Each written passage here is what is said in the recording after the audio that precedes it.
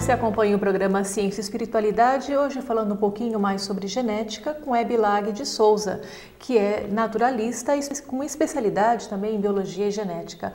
Bom, Hebe, a gente falou, né, sobre a eugenia no bloco anterior, né, e o quanto que isso pode atrapalhar a nossa evolução, a evolução também de quem está lidando com esse tipo de coisa, porque é uma lei contrária, né, às leis divinas, né? Como que a gente pode, então, tentando sumarizar, entender a evolução sobre o ângulo da genética e da espiritualidade? Bom, a eugenia foi necessária, porque por meio dela o homem aprendeu que é impossível, que você não chega a lugar nenhum tentando agir dessa forma. Agora, como que nós vemos a evolução espiritual por meio, né, do corpo físico e, no caso, um corpo que é desenvolvido, que é codificado por fatores hereditários que nos dão as características necessárias.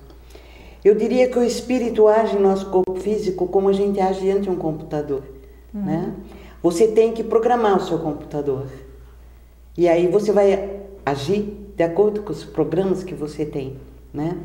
Nós temos em nosso corpo físico um computador maravilhoso que é o nosso cérebro, né?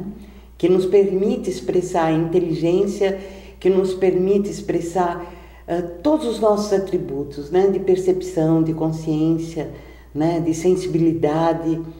E nós temos um dom, que é o nosso dom, que é a espiritualidade.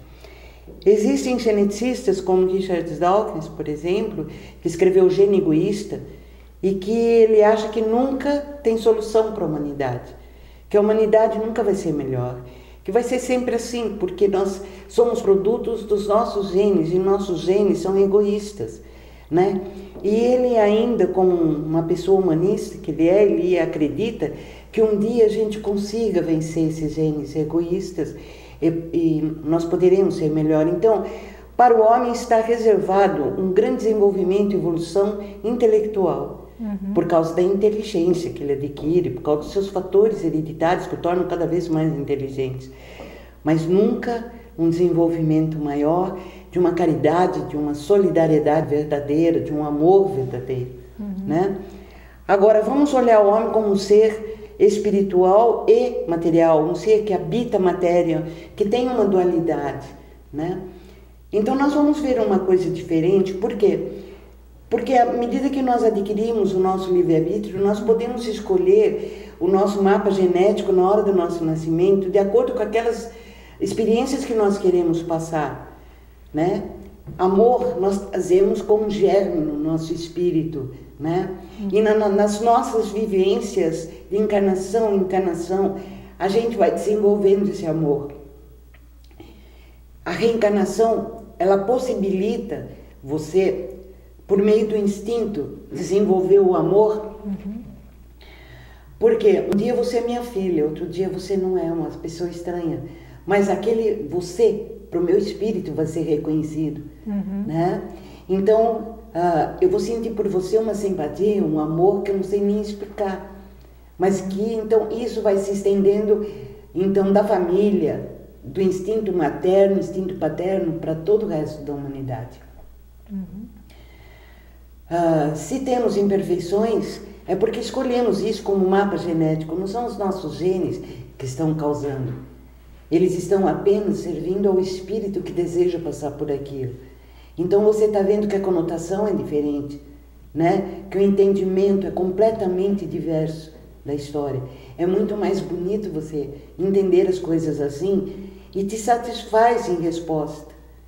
Porque como é que você pode se ver? Eu posso me ver, por exemplo, como espírito em evolução, né? Que hoje habita um mundo que é de provas e expiações.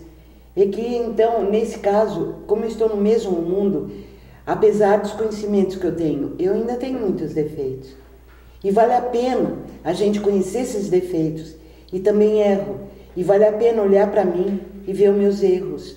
Porque por eles é que eu vou melhorar, por eles é que eu vou evoluir. Por meio desses erros, né? E fazendo assim, então vai ser fácil para mim entender as lições de Jesus, né? Não julgues os outros, a não ser como queira ser julgado, né? Ou julgue os outros como você quer ser julgado. Porque se somos todos iguais, se também erramos, se estamos conscientes dos nossos erros, então é mais fácil você olhar para o outro e também compreender os erros dos alheios, né? E saber compreender e agir com solidariedade, agir com bondade, agir com amor, sem raiva, sem ódio, não é mesmo? Uhum. Então acho que é mais ou menos por aí, né? E daí a gente evolui. Com certeza. Né? Uhum.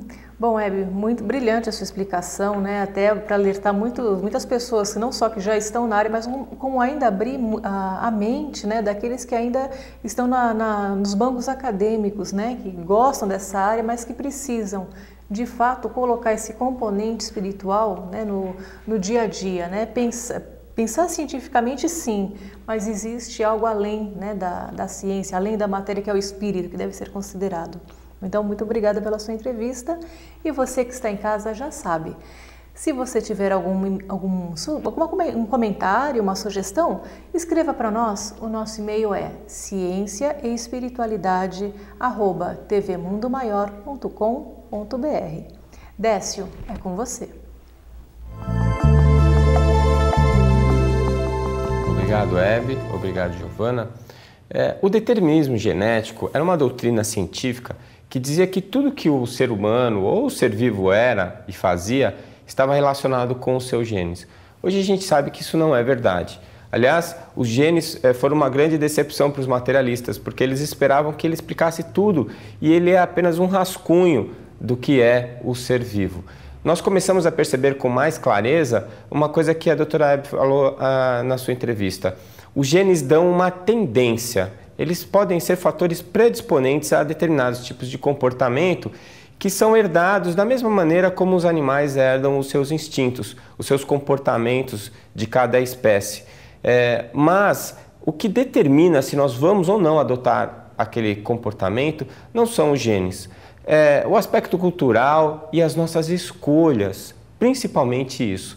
As nossas escolhas, que são as escolhas do espírito, as escolhas do ser, do eu, que, em última análise, é quem realmente comanda os destinos de cada um. Então, as nossas escolhas determinam as respostas do meio, essas respostas nos ensinam o que é bom e o que é ruim, e assim nós vamos evoluindo, aprendendo, nos relacionando. É muito importante que nós continuemos nos aprofundando na genética, porque é justamente ela que vai mostrar os mecanismos pelos quais nós conseguimos interferir, ou seja, como o nosso eu, como a nossa inteligência, a nossa alma, consegue interferir no nosso corpo físico e as consequências dessa interferência sobre as nossas vidas. Essa interface físico-etérica, essa interface entre o físico e o espiritual é que está sendo revelado pela genética. Justo a genética, que foi anunciada como sendo a pá de cal no espiritualismo. Eu espero que vocês tenham gostado do nosso Ciência e Espiritualidade e espero vê-los no próximo programa. Até lá!